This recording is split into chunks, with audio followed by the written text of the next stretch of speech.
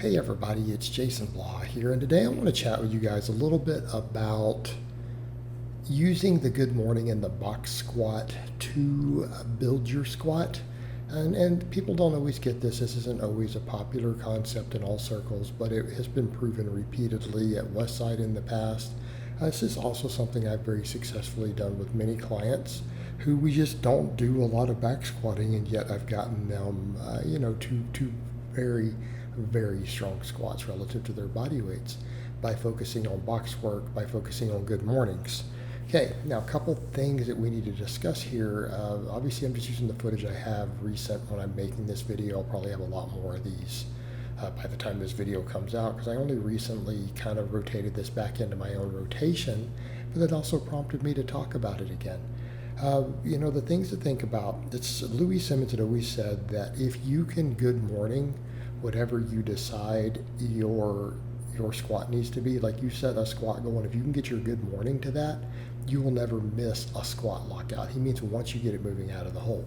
And what I have found historically with my lifters who get just monstrously good at good mornings, they can power squat a lot of weight.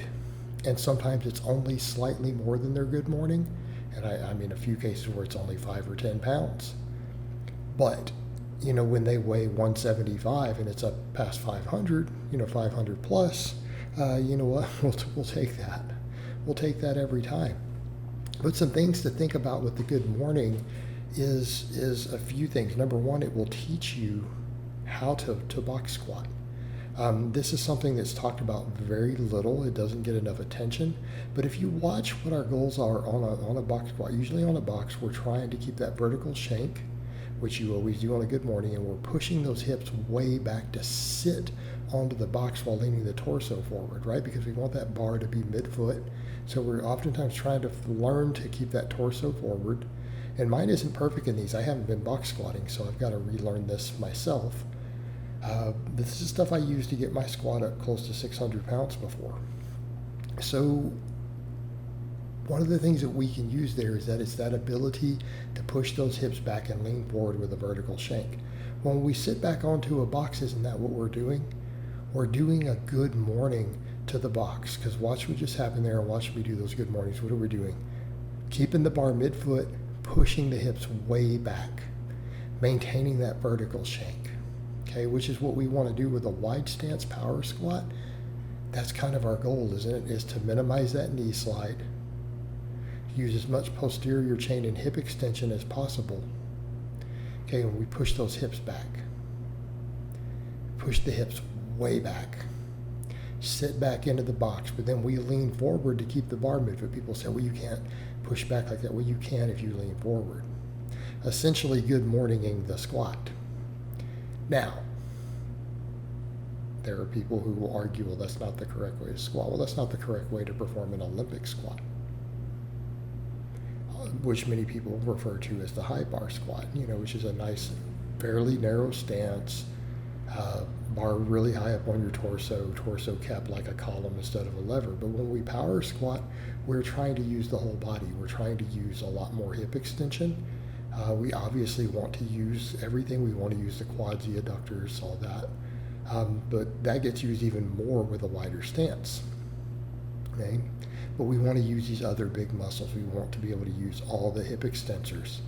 And if we can learn to good morning and we can get better at that forward lean as we sit into the box, which again isn't perfect in this video.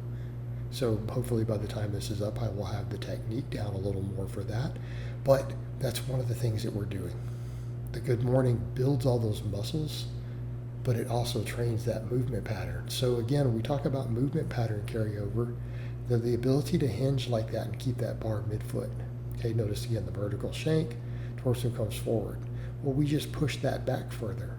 We sit into it more. Okay, we sit into it more. But we essentially good morning back to the box. All right, when we do that, it minimizes knee travel. It makes getting to parallel a lot easier. Okay, it makes getting to parallel easier. It puts less stress on the knee. It allows us to use more big muscles. Okay?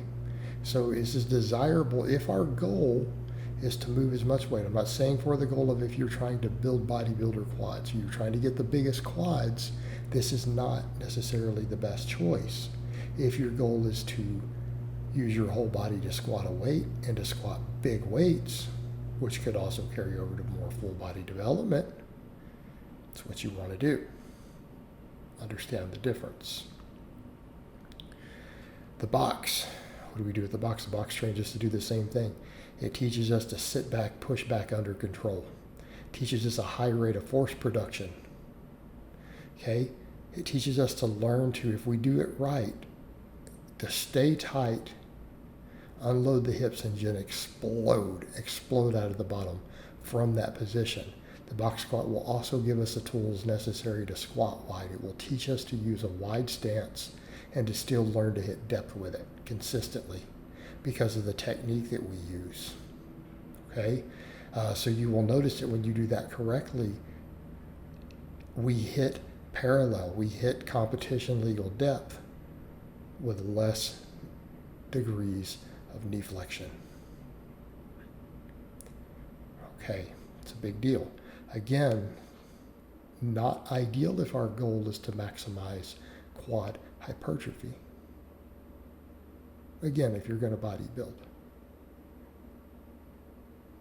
But if we want to, again, move the biggest weight possible while breaking parallel, there's certainly some merits to this. And I'm not saying this is true for everyone. There are certainly some world-class lifters who use a different style of squat. They're out there. Certain structural differences in those people. But if we're talking about on average,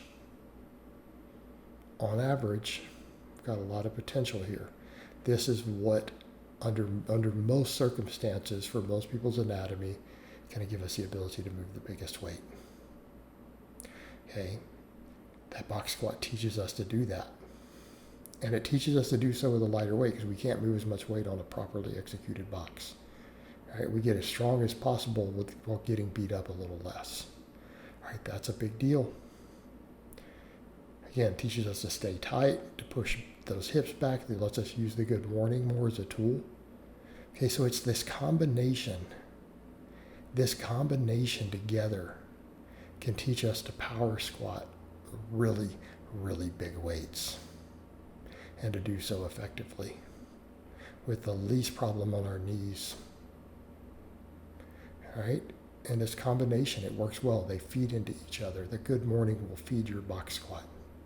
Will absolutely feed the box squat, both in terms of muscular development, strength, and technique. All right, guys, but that's really all I have to say on that today. I hope it's been informative, and I'll talk to you guys next time.